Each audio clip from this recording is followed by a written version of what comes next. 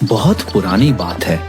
एक बहुत सुंदर नगरी के सामने दो भिक्षु अपने गुरुजी के साथ भिक्षा मांगते हुए गुजर रहे थे। तभी गुरुजी की नजर उस सुंदर नगरी पर पड़ी।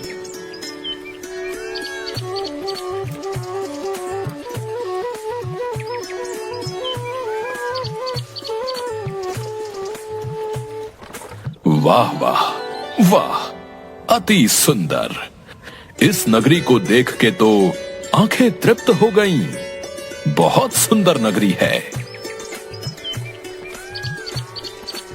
हाँ गुरुजी, बिल्कुल सही कहा। बहुत सुंदर नगरी है। बस यहाँ भिक्षा भी सुंदर मिल जाए तो आनंद ही आनंद है। बिल्कुल सही फरमाया प्रेमपाल। अब बस इस नगरी में झोली भर मिठाइयाँ और पकवान मिल जाएं, फिर तो आनंद ही आनंद है। अच्छा अच्छा, ठीक है। चलो अब ध्यान से सुनो। कुछ भिक्षा में मिले तो भगवान को भोग लगे। बच्चा प्रेमपाल, तुम नगरी में पूर्व दिशा की ओर जाओगे और बच्चा वीरपाल, तुम नगरी में पश्चिम दिशा की ओर जाओ और जो भिक्षा में मिले सहज स्वीकार कर सूरज ढलने से पहले यही मिलना। चलो चलो, अब भिक्षा के लिए प्रस्थान करो। जी गुरुजी महाराज।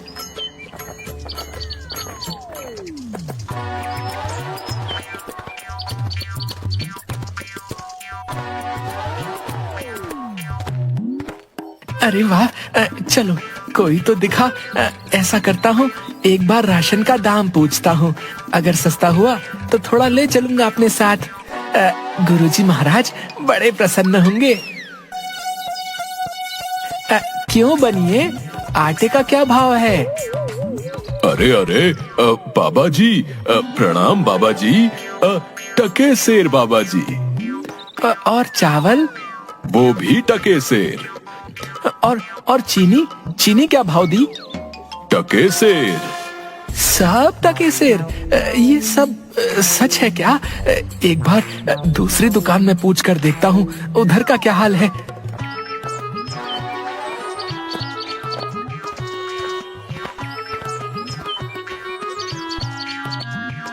अरे बेटी, टमाटर कैसे दिए? टके सेर बाबा जी। और गोभी? टके सेर बाबा जी, ये भी टके सेर। और ये वाली? साधु महाराज, ये भी टके सेर दिया। अरे वाह वाह वाह, आनंद ही आनंद, सब टके सेर।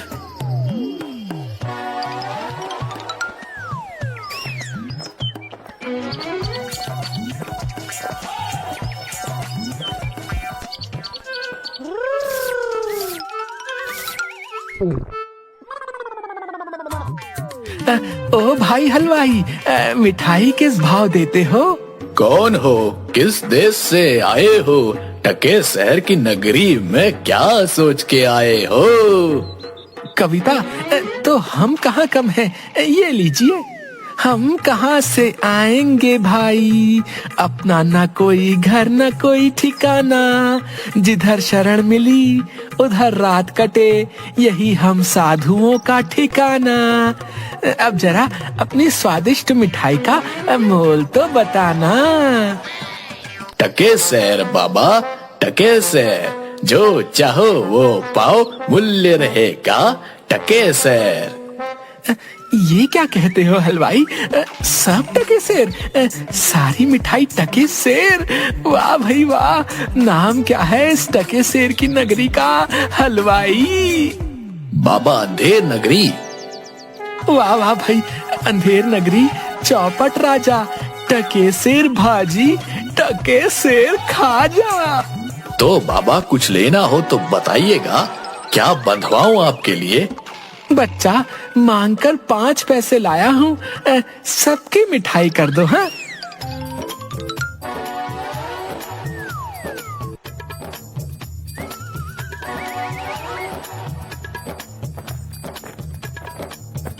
वाह वाह वाह वाह, क्या किस्मत पाई है। आज तो भिक्षा में प्रभु ने प्रसन्न कर दिया। जय हो प्रभु, जय हो।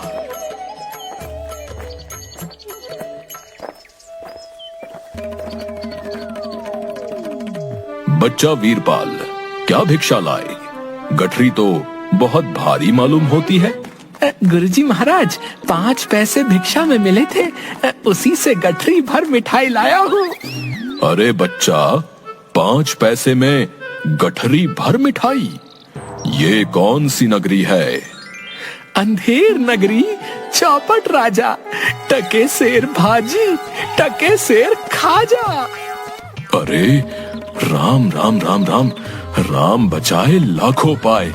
बच्चा, ऐसी नगरी में तो एक क्षण बिताना भी हमारे लिए उचित नहीं, जहां टके शेर भाजी और टके शेर खाजा बिकता है।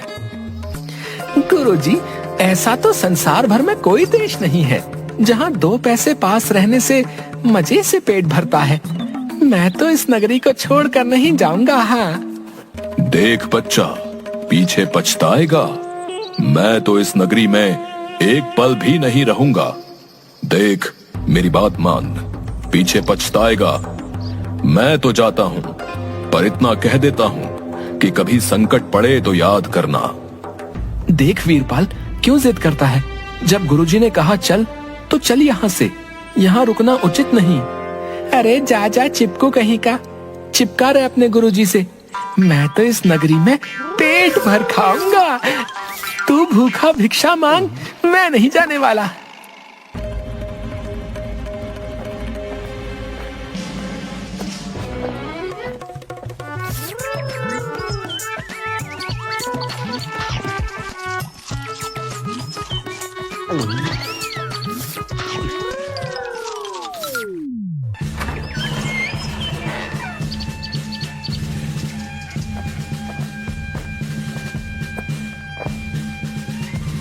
ना ना, रोना नहीं, चुप हो जाओ।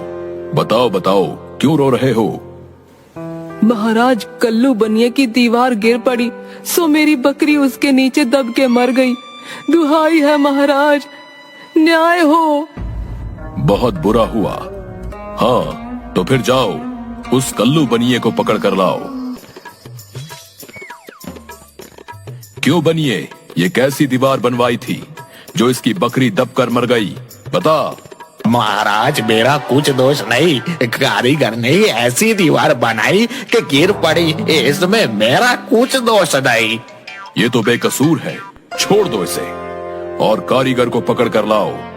हाँ, सारा किया धरा उसी का है। क्यों कारीगर, इसकी बकरी क्यों मर गई? महाराज, मेरा कोई कसूर नहीं, चूने वाले ने चूना ही ऐसा खराब बनाया कि दीवार गिर पड़ी। अच्छा, तो ये बात है। खैर, उस चूने वाले को बुलाओ। क्यों चूने वाले, तुमने कारीगर को खराब चूना क्यों दिया? बताओ, नहीं तो तुम्हारी खैर नहीं। महाराज, मेरा कुछ दोष नहीं, भिश्ती ने चूने में पानी ज्यादा डाल दिया, इसलिए चूना कमजोर हो गया होगा। हाँ। अच्छा, अब समझ आई बात। उस भिश्ती को लाओ हमारे सामने।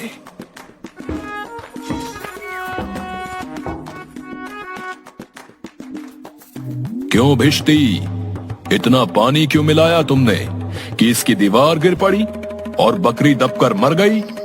महाराज, गुलाम का कोई कसूर नहीं, कसाई ने मशक ही इतनी बड़ी बना दी थी कि उसमें पानी ज्यादा आ गया। अच्छा, कसाई को लेकर आओ और इस भिश्ती को निकालो यहां से। क्यों कसाई, तुमने ऐसी मशक क्यों बनाई? महाराज, गड़िया ने टकेसर में इतनी बड़ी भेड़ मुझे बेची कि मशक बड़ी बन गई। अच्छा, तो चलो इस कसाई को निकालो यहां से और गडरिये को लाओ यहां पर। क्यों गडरिये, ऐसी बड़ी भेड़ क्यों बेची तुमने? महाराज, उधर से कोतवाल साहब की सवारी आ रही थी, इस कारण मैंने छोटी बड़ी भेड़ का ख्याल ही नहीं किया। मेरा कुछ कसूर नहीं। अच्छा, इसको अब निकालो और कोतवाल को पकड़ कर लाओ। महाराज मेरा कसूर कैसे? मैं तो शहर के इंतजाम के लिए आया था। भला अगर अपना काम नहीं करूंगा तो अपना फर्ज कैसे निभाऊंगा? ये तो बड़ा गजब हुआ। कहीं ऐसा ना हो कि ये बेवकूफ अपने चक्कर में पूरे नगर को फूंक दे। नहीं नहीं, तुमने इतनी धूम से सवारी क्यों निकाली? हाँ हाँ मंत्री जी, सही कह रहे हैं। तुमने इतनी धूम से सवारी क्यों निकाली, जिसका परिणाम ये हुआ कि बकरी मर गई। लेकिन महाराज हम अब कुछ नहीं सुनना चाहते। ले जाओ इसे और फांसी पर चढ़ा दो।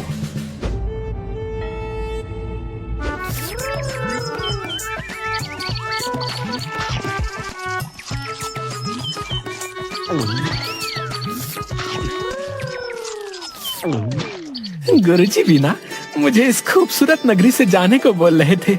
मानता हूँ कि नगरी कुछ कारणों के लिए अच्छी नहीं, लेकिन मुझ साधु का क्या? मुझे तो खाने को चाहिए और आराम करने को। वाह वाह वाह, लड्डू तो बहुत ही स्वादिष्ट है। कुछ ही दिन हुए हैं अभी नगरी में, कहीं मैं मोटा तो नहीं हो गया? तभी राजा के कुछ सिपाही वीरपाल को घेर लेते हैं। यही मोटा सही है। चल जरा चल, मिठाई खाकर खूब मोटा हो रहा है। आज मजा मिलेगा तुझे। अरे ये आफत कहाँ से आई? अरे भाई, मैंने तुम्हारा क्या बिगाड़ा है जो मुझे पकड़ते हो? आप तो बड़े मोटे हैं, इसलिए फांसी लगेगी आपको। हाँ, मोटा होने से फांसी? अरे अरे, ये कहाँ का न्याय है? अरे साधुओं से हंसी नहीं की जाती। बच्चा जाओ जाओ यहाँ से, मैंने भोजन कर लिया है, अब साधना का वक्त है, जाओ। साधना तो हम करवाएंगे। जब सूली पर चढ़ जाओगे तब पता चलेगा कि फांसी है या हंसी है। सीधी तरह चलते हो या घसीट कर ले जाएं। बात क्या है? एक साधु आदमी को बिना किसी बात के फांसी पर चढ़ाना चाहते हो? बात ये है कि कल कोतवाल को फांसी का हुक्म हुआ था, लेकिन जब फांसी देने को उसे ले गए तो फांसी का फंदा बड़ा निकला और हमारे कोतवाल साहब तो दुबले हैं। फिर हम लोगों ने महाराज से अर्ज किया। इस पर हुक्म हुआ कि एक मोटा आदमी पकड़कर फांसी दे दो, क्योंकि बकरी मरने के अपराध में किसी ना किसी को तो सजा मिलनी जरूरी है ना, नहीं तो सच्चा न्याय हो नहीं पाएगा। हे प्रभु, इस पापी पेट के चक्कर में मैंने गुरुजी की बात न मानी। हे बाप रे, मुझ बेकसूर को क्यों फांसी दे रहे हो? अरे भाइयों, कुछ तो धर्म का ख्याल करो। अरे मुझे छोड़ दो मुझे। मैंने गुरुजी का कहना क्यों नहीं माना? उसी का फल है। गुरुजी कहाँ हो? गुरुजी, मुझे अभी नहीं मरना गुरुजी।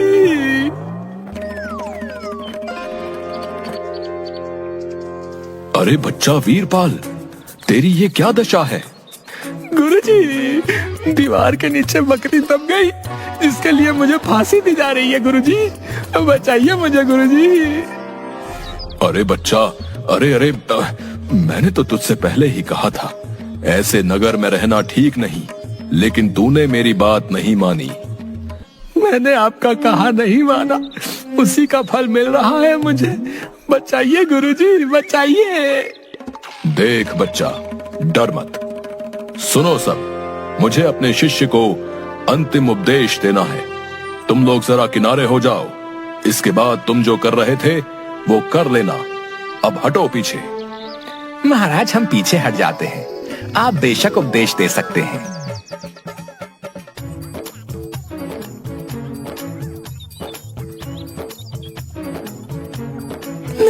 तब तो गुरुजी, हम अभी फांसी पर चढ़ेंगे। अरे नहीं बच्चा, हमने इतना समझाया नहीं मानता। हम बूढ़े हुए, हमको चढ़ने दो फांसी पर। भला तुम्हारा पूरा जीवन शेष है, मजे से गुजारो। नहीं गुरुजी, स्वर्ग जाने में बूढ़ा जवान क्या? आप सिद्ध हैं गुरुजी, आपको गति अवगति से क्या मतलब? मैं चढ़ूंगा फांसी पर। भाई, ये क्या मामला है? अभी तक तो ये मोटा साधु रो रहा था, लेकिन अब ये पहले फांसी पर चढ़ने के लिए लड़ रहा है। समझ में नहीं आता। महाराज को इसकी खबर देकर आता हूँ। सैनिक तुरंत महाराज के पास जाते हैं। महाराज, एक चेले से मिलने गुरु आया, कुछ कान में बोला। तभी से गुरु चेले में फांसी पर चढ़ने के लिए लड़ाई चल रही है। गुरु कहता है मैं चढ़ूंगा, चेला कहता है मैं चढ़ूंगा। ये क्या माजरा है, पता लगाना पड़ेगा। चलो गुरुजी महाराज के पास ले चलो हमें, हम उनसे पूछेंगे कि आखिर माजरा क्या है। बताइए गुरुजी महाराज, आप फांसी पर क्यों चढ़ना चाहते हैं? महाराज, इस समय ऐसी शुभ घड़ी है कि जो भी पहले फांसी पर चढ़ेगा उसे स्वर्ग की प्राप्ति होगी। तब तो हम ही फांसी पर चढ़ेंगे। नहीं, हमको फांसी की सजा मिली थी ना, हम ही चढ़ेंगे। हमको हुक्म है। हाँ भाइयों, जल्दी करो, हमको फांसी दो। हाँ। नहीं नहीं, हम लटकेंगे, हमारे कारण ही तो दीवार गिरी थी ना। चुप रहो सब लोग, महाराज के होते हुए कौन स्वर्ग जा सकता है? हमको फांसी पर चढ़ाओ, जल्दी जल्दी करो।